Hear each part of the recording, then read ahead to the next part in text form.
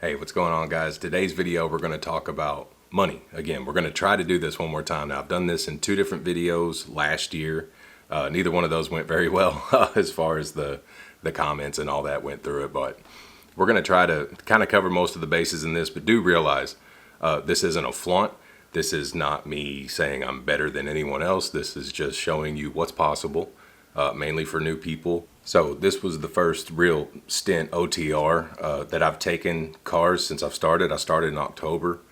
This was the first time that I've kind of gone out of my region, the comfort zone, you know. So we ended up going out west. We did a 12-day run, consecutive 12 days. This was with no direct freight. This was all load board freight. And this video is going to be geared more towards people that are thinking about getting into HOTSHOT, that may be wondering which lane to run in HOTSHOT, that may be struggling right now and need to know, you know, basically, is this still worth it? Well, it is still worth it, and I'll show you that in this video. I'll throw up a map on here to kind of help show this route out a little bit, to kind of, you know, make it all make sense. What parts do? Now, this run wasn't absolutely ideal whatsoever. We did lose a few loads. We lost a few $1,000s because of those few loads that we did lose. There was actually 2 loads that we lost, that ended up being $3,200, right at $3,200 that we lost in revenue. So this 12.7K in 12 days really should have been $15,900, but we lost that. Ended up being $12,706. So the first load was out of the house. It was all three vehicles picked up right here in the city I live in Murray. All 3 vehicles picked up. Had an Avalon going to Jefferson City. We had a Grand Caravan going to Frontenac, Kansas, and then we had an F-150 going to Norman, Oklahoma. Now, those 3 together paid $2,450, and that was without picking anything up. Now, I dumped the first vehicle in Jefferson City. I could have easily grabbed something else going towards Oklahoma, but I didn't have to. The rate was so good that I could just knock it out as quick as possible and get to rolling some more. Because at this point, I didn't actually plan on going out west. It was just a scenario to where I had just taken 3 weeks off. I was kind of ready to just kind of see something, you know, kind of wanted to stretch my legs out and run. I hadn't been out west in a while. Winter was pretty much over. So, you know, it was time to roll out. You know, most of the chain laws are falling off. So it's more pleasant to run and see all that whenever you don't have to worry about the roads being shut down or having to slow way down for driving conditions and everything like that. All right, so we dropped the Avalon off first in Jefferson City. We dropped off the minivan in Frontenac, Kansas, and then we dropped off the F-150 in Norman, Oklahoma. Then from there, we shot up to Edmond, Oklahoma, picked up a Jaguar F-Pace, going back towards Bentonville, Arkansas. Now, while my wife was actually on the board, she found another vehicle, an Escalade, coming out of Stillwater, going to Fayetteville, which is only like 15 to 20 miles away from Bentonville. So we drove those in and knocked those out the next day. Just a short shot back, but it paid well. It was worth doing. And the day prior, there had been a lot coming out of that northwest corner of Arkansas. Now, the day of, there really wasn't as much, and that's when we really had to start planning. It's like, which direction do we want to go from there? Now, there was a Highlander that had been on the board that was sitting there for a while, picking up from Springdale, which is right in between Fayetteville and Bentonville. It went to Boise, though. So, like I said, right out of our comfort zone. But I had been off for a while. I was like, you know what? Let's do it. Let's run out west. You know, let's kind of see what we can make happen with cars, because I know what goes on up there with freight. I'm not really crazy about it because I don't run California and the entire West Coast. I really like to stay away from that now because it's not worth it to me. It's too far from home. Things are way more expensive out there, which I'll talk about later as far as fuel goes, and even the economy. You know, the fuel economy. You know, you're dealing with mountains, you're dealing with much worse terrain than you are in the Midwest, but fuel prices are higher, and generally freight wants to pay less. So it kind of doesn't make any sense to run out there because the pay isn't as good, but the expenses are much higher. So, you know, it's like, yeah, it makes perfect sense. It costs more to run in here for 2 different reasons, but the freight pays less. Yeah, why wouldn't it cost more to ship something through the Rockies? You know, whatever. So, okay, from there, we decided to go ahead and pick up the Highlander going to Boise. So it's like, what can connect to that? We searched and searched and searched. Like I said, not much coming out. The next thing we found kind of going into that way to make that cut was coming out of Belton, Mizer, which is Kansas, just south of Kansas City. If anybody knows, it's in Odessa there, Odessa auction. We found a Challenger going from Belton to St. Paul, Nebraska. And right along the way, that would have put 2 vehicles on our trailer. Right along the way there was an SRT-10 Ram going to Boise, which is exactly where we're going. And that's about as far as I wanted to go. So we're going to kind of make that the stop. So over the next day and a half, we went ahead and I went just with that Highlander all the way. And this is a thing to remember too. I didn't even utilize my capacity during this entire trip, and you'll see that big time later. But I drove all the way to basically Kansas City with 1 vehicle on my trailer, scooped that up, drove all the way to Omaha with just 2 vehicles on the trailer, grabbed the Ram, drove about, it's right at 120 miles to go over to St. Paul to drop that Challenger off. That was the last time for over a week that I would have 3 vehicles on my trailer. Now remember that when we start talking about the money, the capacity wasn't utilized to the maximum. So I had 3 vehicles on the trailer again for about, 2.5 hours tops. Dropped the Challenger off, then we start shooting over. Now we had found a Corvette to pick up that was going to Boise. It wasn't going to add a ton of miles. It was only going to add 124 miles to drop down to Denver and come back over to get into Wyoming again and continue on the journey there. But it was going to take the overall pay from, at that point, a total of $6,745 to $7,620, which was going to take the cent per mile on that whole trip going out from $2.47 a mile to $2.67 per mile, which is decent. But then again, the load ended up falling through. They had booked that through a Copart. I was going to have to get there on Saturday, and when I went to schedule the appointment, Copart isn't open there on Saturday, so it wasn't going to pan out. I had to go ahead and cancel that load. We had to load, but we had to go ahead and cancel that because of scheduling, which should have been something that the broker knew, should have been something I knew. I believe I know that I've been, for a fact that I've been to a Copart on a weekend, but that, like I said, is in the Midwest. Now, I mean, when we come out here, we're dealing with a lot of things that we haven't dealt with. We're dealing with different brokerages. We're dealing with different regions of the United States, that we're not used to how they kind of operate over here. So, that's something to consider when you're running out of your realm there. But, it didn't kill us. We still made 247. We went ahead and just packed on the Ram that we had on there and the Highlander all the way to Boise. It was a nice, easy little walk, except for the wind that we ran into in Wyoming. And I actually did a video on that about how much that could have cost us.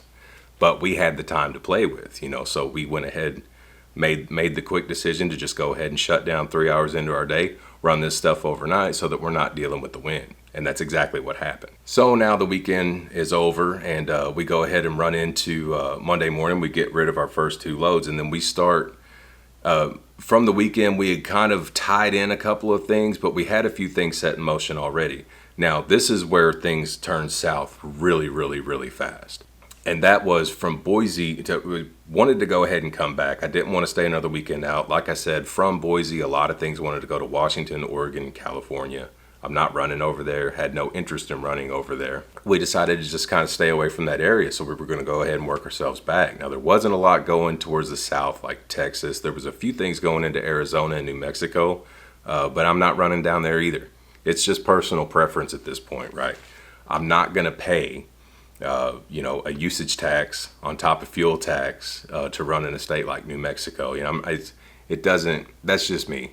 That's the reason I don't run the Northeast. I'm not going to buy a HUT sticker. I don't want one. I don't need one. I make plenty of money where I'm at. So anyway, in Pocatello, Idaho, which is over 200 miles away from Boise, we started kind of piecing some stuff together, all right? And then this was through the same brokerage. We had found a really weird route, and we had a lot of time to think about this and play on this, but we had found a route that was to pick up a Dodge Ram in Pocatello, shoot down to St. George, Utah, which is far. I don't have it written down on here how far away that is from Pocatello, Idaho, but it's not close. It's the very south edge of Utah right there. I think it's only like an hour and a half from Vegas. But the money was right. Okay, and see, here's the thing too, is that the Ram was going from Pocatello, Idaho to Opelousas, Louisiana.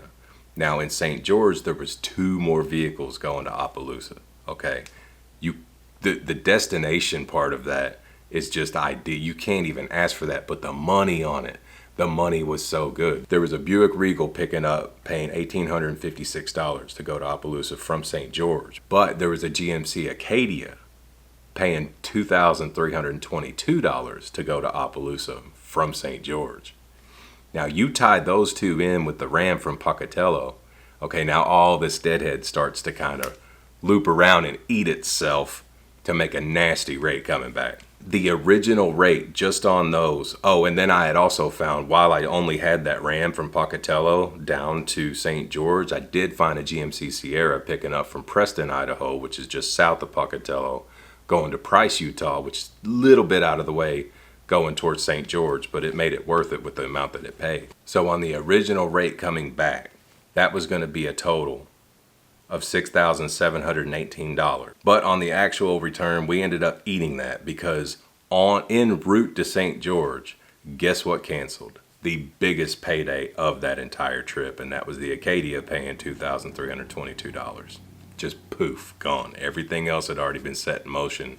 I was starting to already pick up more vehicles, so that hurt. Then you kind of go into freak out mode and you see what's to recover, but you know what's already there because you were looking before. You know that there's really nothing coming back. So that started to really sting. And you just got to roll with it sometimes. That kind of stuff happens. You know, I mean, to lose $2,322 in a trip, I mean, it's like a third of the money there. It sucks, but we did pretty decent coming in. So I mean, it starts to wash itself out, but you just got to understand that that's the freight game. You know, that's why you got to make the smart decisions you make as far as to go somewhere. And like I said, this really wasn't planned. It was almost on a whim. I personally wanted to go out west because I hadn't been there in a long time. So this wasn't like a super structured, oh, let's get smart business move, right? I mean, this was somewhat of a little personal, you know, if not necessarily vacation because I'm working, but I wanted to go see things that I haven't seen in almost a year. And one thing that I did see, which was a bad time to start doing things right there at the end of April, beginning of May, was the fuel prices out there are just crazy. Would I do this run again? No, I don't have any interest, especially after what happened, you know, dealing with brokerages that are going to kind of flake out one thing on you and cost you thousands of dollars. You know, it's on top of the fact that, I mean, fuel in Idaho and Utah and Wyoming and places like in Colorado even. Well, Colorado was actually a relief once I got into that state. But fuel is just, I mean, it's almost $1 more a gallon out there when the prices are already cranking up decent. You know, that hit hard. That hit hard bad. But you roll with it. It is what it is, right? That's why you got to be smart about the way that you route yourself. And I'm not saying that this was the smartest routing, but, you know, you can't waste your time. You can't pull something for nothing, and you don't want to haul vehicles just to pay bills, right? So on the return, we ate it and we just hauled it. I mean, we hauled the mail just to get back in the region we're in. We did find a couple of vehicles coming in from Texas, but I would have had to wait. See, now we're coming up on another weekend. I would have had to wait way too long in order to make that work. The days that it was going to cost me, the time it was going to cost me didn't make sense to grab that just to have numbers, right? I needed to get these vehicles off and start working my way back towards the house. Being that we were in Louisiana, we were a lot closer. We were more in my region. I'm dealing with people I deal with all the time now, and it got a lot easier to work my way up into the house for a much better money, which you'll see here in a second. Out of Opelousas, we picked up a Tahoe coming straight to Murray, $500 flat. Not the greatest rate. None of these are really the greatest rate. There was one that was pretty good, and it actually made this return home trip pay off well. We picked up a Tahoe going to Murray, which is where I live. I mean, so we're full circle back at this point now. But I dropped down, I think it's like 20 miles to Lafayette, and picked up a Nissan Rogue going to Savannah, Tennessee, which I know the ways the roads work down here because I live around here. So I could get to Savannah, Tennessee really easily and make that on my way home because I know the back roads. It's just not sticking to interstate there. I know that that's a straight stretch to my house. So while we were on the board, and actually what was funny is when I booked this Nissan Rogue, I actually got a phone call from this guy that I had already called and scheduled a drop off for. And what was funny is that I was able to drop this off on Sunday because I had delivered to him before. Now see, I'm getting into territory that I've been in already. And he called me. I asked him hey, do you have a problem if I drop this off on Sunday? I really didn't want to wait an extra day to go home just to drop a vehicle off. absolutely perfectly fine with Sunday. But he said, do you have another spot on your trailer? He said, I've got another one down in Abbeville. It's a F350, single rear wheel F350 though. It's not a dually. So I could haul that because like I said, all I was going to have on there was a Tahoe and a Nissan Rogue. Anyway, I had space. I found my third vehicle, which paid way more than the Rogue did, but I mean, it should, it's a truck. So we scooped that up. So the Tahoe was 500, the Rogue was 431, and the F350 was 634, which put us at a grand total of $1,565 to go back to the house from Louisiana. So that's on 673 total miles, and that counts, going all the way down, or going down to Lafayette, past Opelousas, and scooping everything up and bringing it back home. So we rode home for $2.33 a mile from Louisiana. So that helped absorb some of the hit that we took coming back from St. George with only 2 vehicles, losing the, really the primary reason to go down there. That added with our rate coming back from Idaho and the trip all the way St. George coming back home, ended up bringing the return trip up to $1.82 a mile, or $5,961. The sad thing about that is it should have been $8,283 to come back at $2.53 a mile return. But like I said, that's not what happened. That's part of trucking. So the perfect total of all this would have been $15,903. But that didn't happen. Like I said, that would have been nice.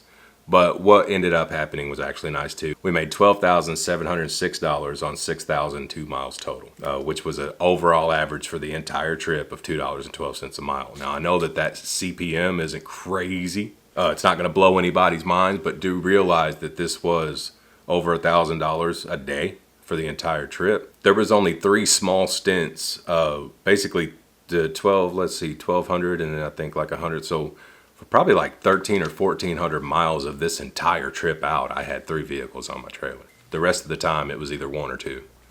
So do think about that. I mean, we're utilizing 33 to 66% of our capacity and we're still bringing in over $1,000 a day. That is doable. That was all off the load board. None of this was special favors. This was all just as it goes. This would be the same as anyone else. It had nothing to do with me, nothing to do with my customers or anything like that. This is what is capable. And this was out of my zone. This was dealing with brokers that I've never dealt with before, customers I've never dealt with before, and we still pieced it together. So I just kind of wanted to give, I've had a lot of really concerns about HOTSHOT lately, of whether anything is worth it or not, and I'm going to let you know it definitely is. You got to go with it. I mean, this is a lot of driving. It's 6,000 miles in 12 days. It's like 500 miles a day, I think's what it was. There's a ton of driving, but I haven't done that in a long time, so it was actually nice. Just on the trip out to Boise, I only hauled 8 vehicles. And that's in a week. Almost. I do that a day, running local. So the stop and goes it was nice to kind of get away from that, but it does pay so much more better to stay tight and spend more of your time loading and unloading than it does, just basically burning up the highway at a higher rate. You can make a lot more money and spend a lot less money staying local and just keeping busy. So as far as the expenses go, let's jump into expenses since that's what everybody wants to know, which I don't understand that. I kind of get a little bit of what's it cost to run all that. This is what it costs me, and I'm not going through all my expenses. It's not going to open up the bank account. Look, these are the big 3s. We're going to go over fuel, insurance, and the truck, right? So the total amount of expenses that it cost me to generate $12,706 of revenue was $4,443.06. Now, you can tell me that that's not worth it. You can tell me my rate was bad. You can tell me all you want to tell me. Okay, this works for me. This is fine with me. This pays the bills. This gives me money. This is good stuff for me, right? If that doesn't work for you, then it don't work for you. Really don't need all the negative comments about how this doesn't. You know what? If you make more than me, go watch somebody's videos who make more than you do. So this like I said, I'm not touting what I make. I'm showing you what's possible, and that's all I wanted to do with this, guys. So hope you enjoyed the video. I hope this kind of opened up what you can do out here right now. I mean, this was only a couple of weeks ago. So this is where we're at, you know, at the end of spring 2021. Hope you guys enjoyed the video. I hope this helps some of y'all out. So you can ask questions, voice your opinions, tell me how dumb I am in the comments below. And until then, guys, we'll see you next time.